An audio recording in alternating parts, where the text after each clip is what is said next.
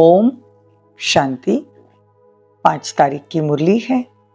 ज्ञान के सागर, आनंद के सागर शिव परमात्मा कहते, मीठे बच्चे, बाप से सर्व संबंध रखो तो बंधन खलास हो जाएंगे। माया बंधन में बांधती है और बाप बंधनों से मुक्त कर देते हैं। प्रश्न है, निर्बंधन किसे कहा जाता है? निर्बंधन बनने का उपाय क्या है? उत्तर है, निर्बंधन अर्थात अशरीरी, देह सहित देह का कोई भी संबंध बुद्धि को अपनी तरफ न खींचे। देह अभिमान में ही बंधन है। देही अभिमानी बनो, मतलब आत्माभिमानी बनो तो सब बंधन समाप्त हो जाएंगे। जीते जी मरना ही निर्बंधन है। जीते जी मरना मतलब बुद्धि से सर्व संबंधों से मरना, एक बाबा को याद करना, पुरानी दुनिया से मरना और नई दुनिया में जीना। बुद्धि में रहे अब अंत का समय है, नाटक पूरा हुआ, हम बाप के पास जाते हैं तो निर्बंधन बन जाएंगे।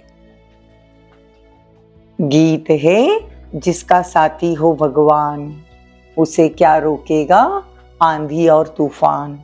ओम शांति। बाप बैठ बच्चों को समझाते हैं। अब इतने बच्चे हैं तो जरूर बेहद का बाप होगा।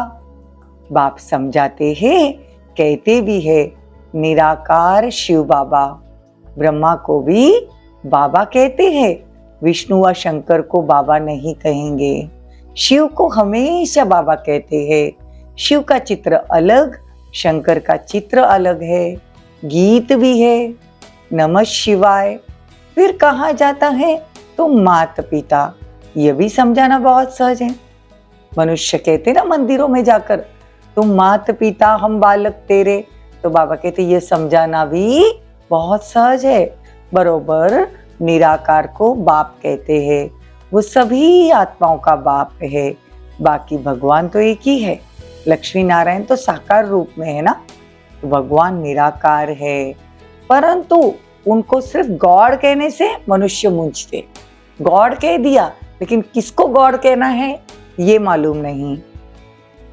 फादर रचता है तो मदर भी चाहिए। माता पिता गाते ना मंदिर में जाकर, अगर पिता है शिव तो मदर भी चाहिए। मदर बिगर फादर कैसे सृष्टि रचेंगे? ये दुनिया की जितनी भी आत्माएं हैं, परमात्मा के बच्चे हैं, तो मदर भी तो चाहिए। तो मदर कौन है यहाँ पे? ब्रह्मा बाबा। ब्रह्मा के मुख कवल से हम ब्राह्मण रचे जाते हैं, इसीलिए ब्रह्मा शिव बाबा की वननी है, तो वो हमारी माता हो गई। लेकिन दुनिया वालों को कोई भी ज्ञान नहीं। भारत में ही गाया जाता है ज्ञान, भक्ति और वैराग्य। कहते ना, ब्रह्मा का दिन, ब्रह्मा की रात, रात में घोर अंधियारा होता है। गाया भी जाता है, ज्ञान अंजन सद्गुरु दिया, अज्ञान अंधेर विनाश। अज्ञान का अंधेरा विनाश होगा जब सद्गुरु परमात्मा आकर हमको सारी बातें मुरली द्वारा ज्ञान देते हैं। तो बाबा कहते हैं रात में घोर अंधियारा होता है। रात मतलब कलयुग। तो गाया भी जाता है ना कि ब्रह्मा का दिन, ब्रह्मा की रात, तो परमात्मा आकर ज्ञान देते हैं। तो भगवान को नहीं जानते तो भगवान कहते हैं, इन जैसा अज्ञान तो कोई नहीं। परम पिता ओ गॉड फादर अक्षर कहकर फिर उसको न जानना, उन जैसा अज्ञान कोई नहीं। बच्चे बाबा कहे और फिर हम कहे, उनके ऑक्यूपेशन को, नाम रूप को नहीं जानते। देखो, लौकिक में भी अगर आपको कोई पूछे कि आपका पिता कौन है, और फिर उनको पूछे कि आपके पिता का नाम क्या है, वो क्या काम करते हैं, कहाँ रहते हैं, तो बच्चा कहेगा मुझे मालूम नहीं। तो क्या कहेंगे उसे? अज्ञान ही कहेंगे ना। कि अगर हम जिसके बच्चे हैं उसके बारे में हमको पता नहीं है, तो हम परमात्मा के बच्चे हैं और परमात्मा का ज्ञान नहीं है, तो भगवान कहते इसके जैसा ज्ञान और कहीं नहीं है। तो भगवान को अगर न जाना तो उसे अनाड़ी कहेंगे। कोई भी देवी देवताओं को भगवान नहीं कह सकते, परमात्मा नहीं कह सकते, वो देवताएं हैं। वो गॉड गॉडेजेस है। गॉड गॉडेजेस अलग, परमात्मा अलग। बाप का पूरा परिचय नहीं, इसीलिए कहते हैं क्या करे, बंधन है, जीते जी मरना है। बाबा कहते जीते जी मरना आ जाए तो तुम्हारे बंधन ही खलास हो जाए। तुम्हें जीते जी निर्बंधन अर्थात अशरीरी बनना है। बाप कहते इन शरीर के बंधनों आदि को भूल जाओ, अपने को आत्मा समझ मुझ बाप को याद करो। बाकी बंधन तब लगता है जब तुम देह अभिमानी बनते हो। बॉडी कॉन्शियस में रहेंगे तो बच्चे को पढ़ाई का टेंशन, बड़ों का टेंशन, खाने का टेंशन, खाना बनाने का टेंशन। बाबा कहते हैं ये सब बंधन है। लेकिन सतयुग में जब तुम जीवन जीते हो वो जीवन मुक्त अवस्था है, और अभी जो जीवन जी रहे कलयुग में वो जीवन बंध अवस्था है। तो खुद को आत्मा समझकर हर कार्य करो। बाप कहते बलग्रस्त व्यवहार में रहो परंतु बुद्धि में रहे हमको वापिस जाना है। भगवान आया ही है इस नाटक को पूरा करने, तो अब घर जाना है। जैसे नाटक का अंत होता है तो सब एक्टर्स नाटक से जैसे उपराम हो जाते हैं, पाठ बजाते बजाते बुद्धि में रहता है। बाकी थोड़ा समय है, यह पाठ बजाकर फिर घर जाएंगे। देखो नाटक में भी काम करने वाले क्या सोचते हैं कि अब ये नाटक पूरा करेंगे, ये एक्टिंग खत्म करेंगे और फिर घर जाएंगे। तो बाबा कहते ये सृष्टि रंगमंच पर आप नाटक में पाठ बजाने आए थे, अभी आपको वापिस परमधाम अपने घर जाना है। तो तुमको भी बुद्धि में ये रखना है अभी अंत है, हमको देवी संबंध में आना है। इस पुरानी दुनिया में रहते भी ये बुद्धि में रहना चाहिए कि हम बाबा के पास जाते हैं। बाकी जो ये देह सही देह के सब संबंध है उसे भूलकर बाप के साथ रहना है बुद्धि से। देखो संबंध याद करो तो प्यार से, बाप को भूलना नहीं है, बाप से सब संबंध रखने हैं। संबंध है तो याद है, प्यार है। देखो बाप से अथवा अपने प्रीतम से बुद्धि योग लगाओ, जो तुम्हारी बुद्धि में जंक लगी है वो उतर जाएगी। बाकी जिस्मानी योग मित्र संबंधी आदि, काका मामा चाचा गुरु गोसाई आदि सबसे योग रखते हैं। बाप कहते इन सब से योग हटाए, मुझ एक बाप के साथ योग रखो, तो तुम्हारे आत्मा के जो भी विकर्म किए हैं वो भस्म हो जाएंगे। तो बाबा बहुत युक्तियां बतलाते हैं।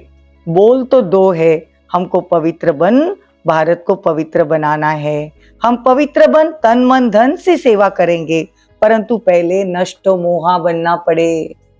ग्रस्त व्यवहार में रहते बाबा कहते हैं नष्ट मोहा बनो। भगवान उवाच काम महाशत्रु है, हम इन पर जीत पाकर पवित्र रहते हैं। बाप का फरमान है पवित्र बनो तो स्वर्ग के मालिक बनेंगे। पहला नियम ही यह है कि अगर हमको स्वर्ग में जाना है, सजाएं नहीं खानी है, तो हमारे से कोई भी बात नहीं होती है धारणाएं, लेकिन पवित्रता की धारणा मस्ट है। अभी बाबा कहते हैं विनाश सामने खड़ा है, मैं साक्षात्कार कराता हूँ। अभी पवित्र बनने में हमको यह विघ्न डालते हैं, हमको मारते हैं। मैं तो भारत की सच्ची सेवा में हूँ, अब मुझे ऐशलम दो। बहुत बच्चे बाबा के पास आते, बाबा हमको पवित्र रहना है, लेकिन हमको ये पवित्र रहने नहीं देते, हमको मारते हैं। तो बाबा कहते हैं बाबा उनको ऐशलम देते हैं, सहारा देते हैं। बाबा कहते हैं परंतु पक्का नष्टो मोहा चाहिए। घर बार छोड़कर फिर बाबा की सेवा में अगर रहते हैं तो नष्ट मोहा होना चाहिए। मनुष्य कहते भी है कि ग्रस्त व्यवहार में रहते हमको ऐसा ज्ञान दो जो हम राजा जनक मुआफिक मुक्ति जीवन मुक्ति को पा लेवे। देखो ग्रस्त व्यवहार में रहते मुक्ति जीवन मुक्ति को पाना कैसे है, ये बाबा युक्ति बताते हैं। वही तो अब तुमको मिला है ना। बाबा कहते यह मेरी वननी है, युगल है। वननी मतलब पत्नी। ब्रह्मा बाबा को आज देखो, ब्रह्मा बाबा को हर नाम से बाबा पुकारते हैं। शिव बाबा कहता है ब्रह्मा मेरा मुरब्बी बच्चा है, फिर शिव बाबा कहते ये मेरी वननी है, फिर ब्रह्मा शिव बाबा कहते ये दादा भी है। तो देखो हर संबंध से माता पिता अपने से संबंध निभाते हैं। तो आज बाबा ब्रह्मा बाबा को कहते ये मेरी पत्नी है। देखो अगर माँ हो तो ही बच्चे होंगे। तो शिव बाप क्या करता है, ब्रह्मा बाबा को अपनी पत्नी बनाता है, मतलब एडॉप्ट करता है, मतलब उनके तन में प्रवेश कर कर उनके मुख कवल से हम बच्चों को रचता है। तो बाप कहे कि ये मेरी वननी है, इनके मुख से मैं प्रजा रचता हूँ। प्रजापिता ब्रह्मा के मुख द्वारा ही कहते हैं। शिव बाबा तुमको कहते हैं तुम मेरे पोत्रे भी हो। देखो यहाँ ब्रह्मा बाप हो गया और उसका बाप शिव, तो हम क्या हो गए, शिव बाबा के पोत्रे। देखो संबंध बाबा हर एक बात से सिखाते हैं, लेकिन मुरली सुनते टाइम महीन बुद्धि होकर अगर हम मुरली सुनते हैं तो मुरली का राज समझ में आता है। या फिर कहते कि तुम मेरे बच्चे बन शिव बाबा के पोत्रे बनते हो। तो आज बाबा निर्विघ्न कैसे रहना है, बाबा आई है पतित दुनिया को पावन बनाने। सतयुग त्रेता में देवता पावन थे, तो कहते देवता धर्म वाले वाम मार्ग में जाकर पतित बनते हैं। द्वापर युग से हम ही आत्माएं काम क्रोध लोभ मोह के कारण हम पतित बने। तो बाबा कहते पतित को देवता नहीं कह सकते, इसलिए फिर कहते हम हिंदू हैं। तो ये वेदों शास्त्रों आर्य नाम रख दिया, लेकिन बाबा कहते ये आर्य नाम इस भारत खंड के लिए है। अब यह अक्षर आया है कहाँ से, सतयुग में तो आर्य अक्षर है नहीं। कहते भी है क्राइस्ट से 3000 वर्ष पहले भारत में देवी देवताएं बड़े समझदार थे। फिर देवता जब द्वापर में विकारी बनते हैं तो अनआर्य कहा जाता है। तो आज बाबा कहते कि सतयुग आदि में तो आते हैं लक्ष्मी नारायण, उनको सतयुग का मालिक किसने बनाया। अब लक्ष्मी को और नारायण को सतयुग का मालिक किसने बनाया, कलयुग में तो नहीं बन आते भगवान। तो भगवान कहते हैं यह कल्प का संगम है। बाप कहते हैं हर कल्प के संगम युगे में आता हूँ, जबकि सभी आत्माएं पतित हो जाती है और ये सृष्टि भी पतित बनती है। ये ड्रामा का चक्र पूरा हो तब भगवान आए। तब तुम बच्चों में बड़ी होशियारी चाहिए, धारणा करनी चाहिए। तो बाबा कहते हैं कि मैं तुमको नई नई युक्तियां बताता हूं। बाप कहते अभी है कलयुग, ये बातें अभी तुम ही जानते हो, तुम्हारी बातें भी निराली है। अभी तुम बच्चों में वह ताकत आई नहीं है जो पूरा समझा सको। अभी तुम इतना होशियार नहीं बने हो, योग भी नहीं है। बाबा कहते हैं अब तक छोटे बच्चे मुआफिक रोते रहते हो, माया के तूफान में ठहर नहीं सकते। देह अभिमान बहुत है, देही अभिमानी बनना पड़े। बाबा तो बार बार कहते हैं अपने को आत्मा समझो। जो अपना अपना पार्ट बजाते हैं सब शरीर छोड़कर वापिस घर जाएंगे। तुम साक्षी होकर देखो, देहदारी संबंधों में देह में मोह क्यों रखते हो। विदेही बनते नहीं हो, फिर विकर्म विनाश नहीं होते। हमको शिव बाबा पढ़ाते हैं, फिर हम देवी देवता बनेंगे, तो अपार खुशी होनी चाहिए। तुम जानते हो भारतवासी जब सुख में थे तो बाकी सब मनुष्य निर्वाण धाम शांति धाम में थे। तो अभी कितने करोड़ मनुष्य हो गए हैं। अभी देवी देवताओं का क्या हो रहा है, सैपलिन लग रहा है। यह है देवी फूलों का सैपलिन। कांटों से तुम फूल बनते हो। बगीचा पूरा तैयार हो जाए तो कांटों का जंगल खत्म हो जाए, मतलब कलयुग खत्म, सतयुग शुरू। बाबा कहते हैं इस कलयुग को आग लगनी है, फिर हम फूलों के बगीचे में चलेंगे। क्यों ना मम्मा बाबा को फॉलो करे, गाया हुआ है फॉलो मदर फादर। जानते हो ये मम्मा बाबा लक्ष्मी नारायण बनेंगे। इन्होंने 84 जन्म लिए हैं, तुम्हारा भी ऐसे है। इनका मुख्य पाठ है, लिखा जाता है बाप आकर सूर्यवंशी चंद्रवंशी स्वराज्य फिर से स्थापन कर रहे हैं। कितना समझाया है कि देह अभिमान फिर भी टूटता नहीं। मेरा पति मेरा बच्चा, अरे ये पुरानी दुनिया के संबंध है। मेरा तो एक शिव बाबा, दूसरा न कोई। सभी देहदारियों से ममत्व मिट जाना चाहिए, लेकिन बड़ा मुश्किल है। बाप समझ जाते हैं इनका ममत्व मिटना मुश्किल दिखता है, शक्ल ही ऐसे दिखने में आती है।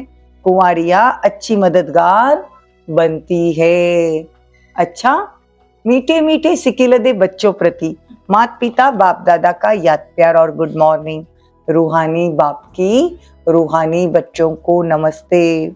हम रूहानी बच्चों की रूहानी माता पिता बाप दादा को याद प्यार, गुड मॉर्निंग, नमस्ते, थैंक यू, बहुत बहुत शुक्रिया।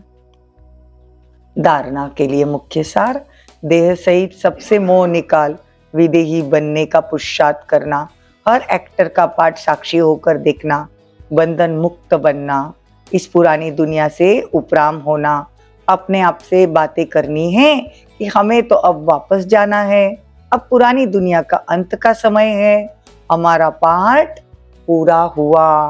वरदान, सर्व खजानों की संपन्नता द्वारा संपूर्णता का अनुभव करने वाले ही प्राप्ति स्वरूप भव। जैसे चंद्रमा जब संपन्न होता है तो संपन्नता उसके संपूर्णता की निशानी है, इससे आगे नहीं बढ़ेगा, बस इतनी ही संपूर्णता है, जरा भी किनारी कम नहीं होती। ऐसे आप बच्चे जब योग, धारणा, सेवा, ज्ञान अर्थात सभी खजानों से संपन्न होंगे तो इस संपन्नता को ही संपूर्णता कहा जाएगा।